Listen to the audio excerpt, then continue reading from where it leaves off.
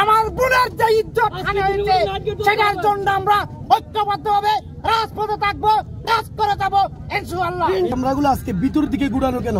প্রশাসন এই নিয়ে কথা বলছে না কেন? সিসি ক্যামেরা যেগুলো আছে কাল 9:30 থেকে 10:30 পর্যন্ত এই সিসিটিভি চেক করলে বুঝা যাবে এখান থেকে কে কে এসেছিল।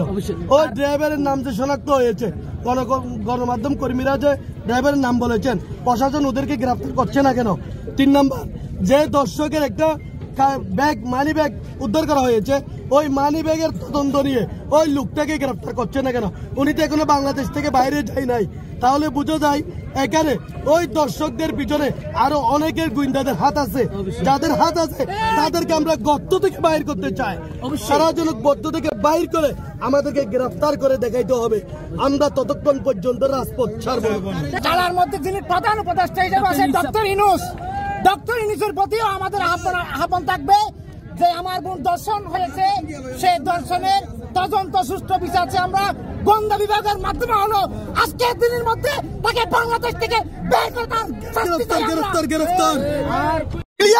চকরিয়া থানা যদি এই মামলাটা হ্যান্ডেল করে, চকরিয়া থানার ইউনু, চকরিয়া থানার ওসি আমাদেরকে ডিরেক্টলি দিবে। আমি ওসি চকরিয়া থানা বলছি। আমি আপনাদের কথা শুনতে আসছি। গতকালকে যে দুঃখজনক ঘটনা, এটার জন্য আমরা সর্বোচ্চ চেষ্টা করছি। রাত 3টা পর্যন্ত আমরা এটা নিয়ে কাজ করছি। ভিকটিমকে এই যে মেম্বারের মাধ্যমে, এখানকার সানি হাসান মেম্বারের মাধ্যমে আমরা হাসপাতালে পাঠাইছি, কারণ এটা পরীক্ষা নিরীক্ষা যথাসময় করতে হবে। তো ভিকটিম আবার ওখান থেকে ওসিসিতে ট্রান্সফার করার পরে সে কাউকে না বলে বাড়িতে চলে আসছে। আপনারা আমাদেরকে দুটার কাজে হেল্প করবেন। প্রথমত যারা সন্দেহভাজন তাদেরকে তথ্য দিয়ে, যেহেতু সে কাউকে চিনে না বলছে, তাদের ব্যাপারে তথ্য দিয়ে গ্রেপ্তারে একটু আমাদেরকে হেল্প করবেন। প্রথম কাজ এটা। আর যে ভিকটিম, তাকে বুঝাইয়া যেন সে চিকিৎসাটা নেয়। সে যদি চিকিৎসা নিতে অস্বীকার করে তাহলে কিন্তু আইনগতভাবে আমরা এবং সেও ন্যায় বিচার ক্ষেত্রে বাধা তৈরি হবে।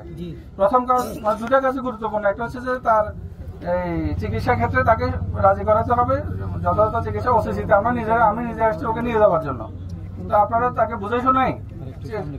হ্যাঁ, আমরা সাথে করে নিয়ে যাবো। যদি আপনারা তাকে একটু বুঝায় যদি আমাদের সাথে দেন, আপনারা সব প্রয়োজন আমাদের সাথে একজন যেতে পারবেন।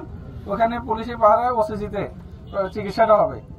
আর দ্বিতীয়ত হচ্ছে যারা ঘটনায় জড়িত, প্রাথমিকভাবে আমরা বেশ কয়েকজন সন্দেহভাজনের নাম এবং ছবি তাকে দেখাইছি, শনাক্ত করতে পারে নাই।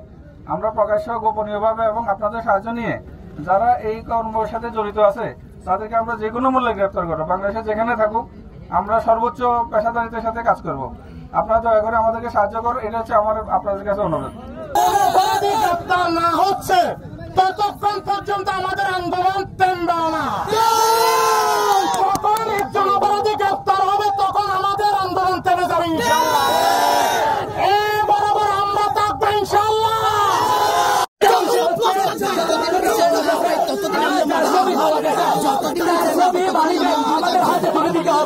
আমাদের হাতে ধরে দিলে আমরা প্রশাসন নিয়ে তাকে আজকে গ্রেফতার করবো। এজন্য স্যার মানি ব্যাগ অবশ্যই রাখবে, আমাদের অবশ্যই রাখবে।